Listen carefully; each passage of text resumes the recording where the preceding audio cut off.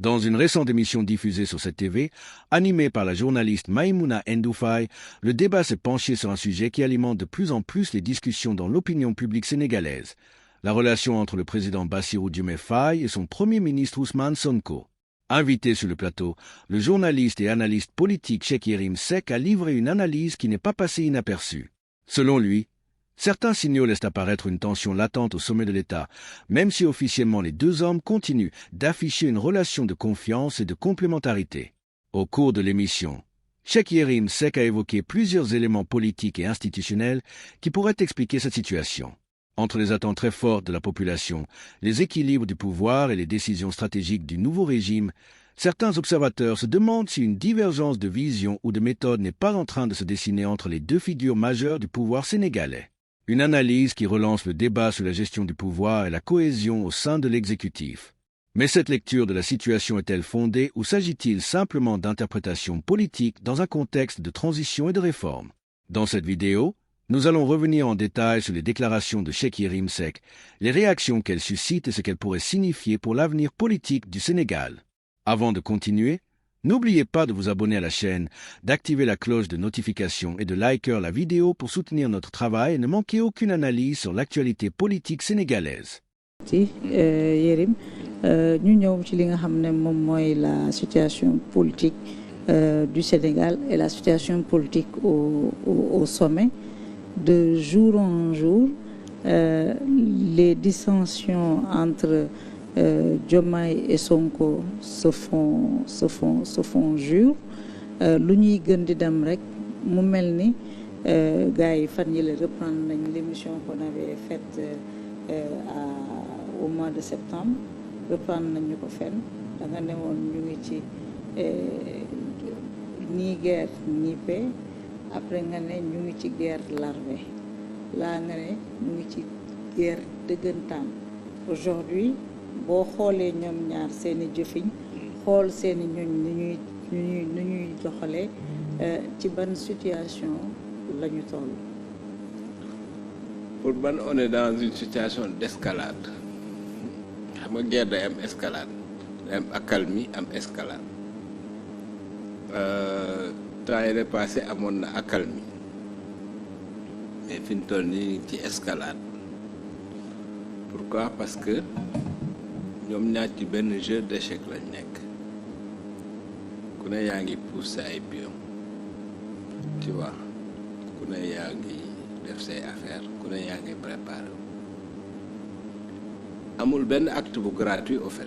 Boo xoolee par exemple Ousmane Sonko boo xoolee Bassirou Diomaye Faye moo ubbi semaine de la jeunesse Ousmane Sonko moo koy tëj loolu du hasard tu comprends.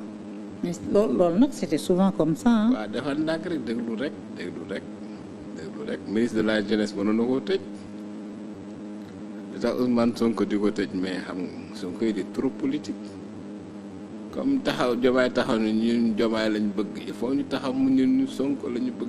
Foofu la kaa bi yaa ngi dégg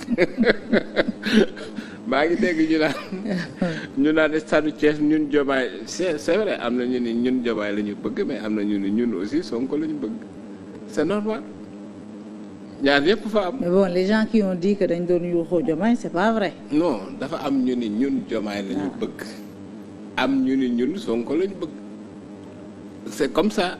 C'est la démocratie. Voilà, c'est la démocratie. ñoo nekk ci combat politique. Donc Ousmane Sonko moom il fait de la haute politique.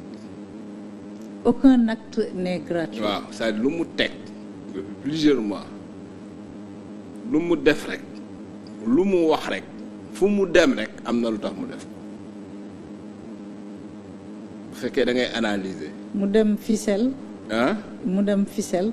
À 2 pas de Ndiaganiao. Exactement. Inaugurer un siège. Exactement. de Pastef. waaw loolu dafa grave loolu tout un message. Dans le fief du chef. xam nga demul Koumpentoum ficelle la dem ok. À 2 pas de Ndiaganiao. waaw discours bi mu def après lu Ousmane Sonko wax rek il prend date. fii ak ñetti weer ci ginnaaw lu Ousmane Sonko wax lu mu def rek day prendre maanaam mi ngi préparé bis bu ñu waree dem ba war a wax yaa waxoon wala yaa defoon ci loolu la nekk. gis nga meetingu Paris bi. le 19. waaw il faut nit ñi jàngat ko bu baax a baax. 19 avril. waaw xam nga diaspora bi force Ousmane Sonko la Ousmane Sonko li moom lépp daf ko bëgg a téye est-ce que da nga baax la à travers d'abord les conseils les premiers conseils communaux maanaam ñi njëkk a dem ci kii war nañ jamono ni ñii maa leen téye député dem woon ko ni ñii maa leen téye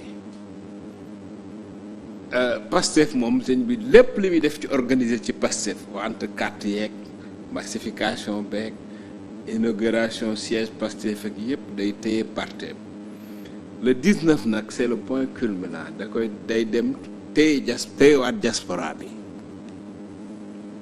day nga wax maanaam li mu moom yëpp mi ngi koy dajale pour téye ko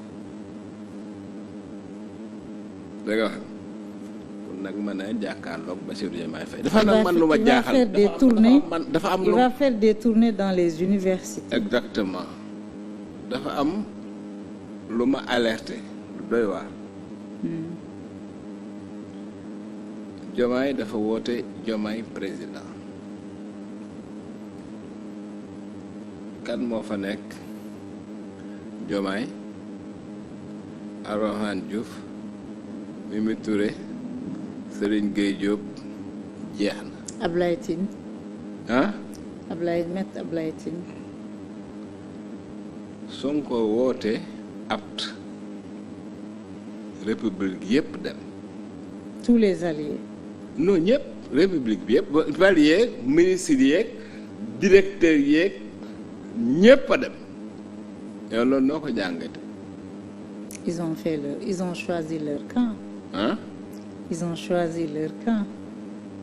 loolu grave voilà ils ont choisi leur camp. maanaam. parce que les alliés yi fa dem ils sont membres de Diomaye président bi Diomaye président wootee demuñu aptu woote. ñu dem c'est un message politique bi laa wax man maanaam waxuma allié les ministres li nga xam ne ni Diomaye ak Sonko ñoo ko seq ci biir république bi biñ ko séddoo fu Sonko amee fukk Diomaye amu fa benn soxna si loolu war nañ ko xalaat te fi mu toll Diomaye moo yor république maanaam Diomaye mooy président de la république moo yor décret bi moo yor lépp moo téye yëf yi yow loolu noo ko jàngate. c'est un message politique très puissant. ma ne mënoon Diomaye dina am lu ma ci jàng lu bari. nan la ci war a jàng. non li Sonko yor dafa bari li Sonko yor dafa am doole. mais lan la ci war a jàng. te li Diomaye yor dafa tuuti. léegi boo mënta seddu fële léegi jéemal ubbeeku feneen est-ce que dégg nga baale ma la. parce que moom bu dee Mimi Touré képp kese dong la moom Diomaye du am kenn parce que fi Diomaye mën a ubbeeku yépp ñooñu du ñu wax ak Mimi Touré.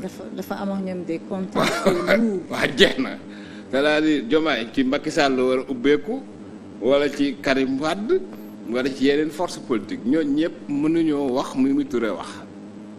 surtout le PDS. donc Diomaye président affaire bu ndaw la bu ndaw bu tuuti bu tëju. mais soo ko jël république yépp téye ko yow nga ni da ngay def droit de fait da ngay jàkkaarloog Sonko téye lépp yow téye woo dara mais attends loolu ça porte à réfléchir nag ba pare non Sonko yamul ci téye lépp mais bis bu ne mu lay gën a war ni maa ngi téye affaire est-ce que xam nga li ma ba pare fu clash bëgg a amee. xam nga am na moom ma clash bëgg am Sonko ñëw tax réunir gaa yëpp ne leen bu kenn waxati ci Diomaye lu bon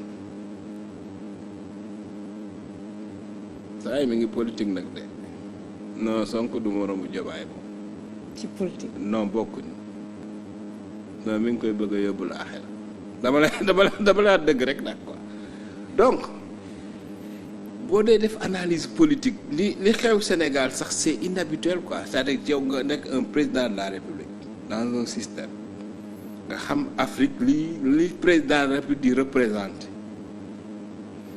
benn élément de ta majorité te affaire yi ngeen nekk ci conflit bu frontal mais frontal boo xam ni yow da ngaa taxaw ci penc mi wax. ay ministres dem di ñeme attaché woo ko. waaw defal na. Tu te rappelles quand on soupçonnait des bruits entre Macky Sall et Amadou Ba. waaw ministre yu bari fa lañ jaaree daw Amadou. exactement yaa ngi dégg c'est-à-dire ngeen teg maanaam affaire bi dootul supputation da ngeen a jàmbaarloo ci penc mi.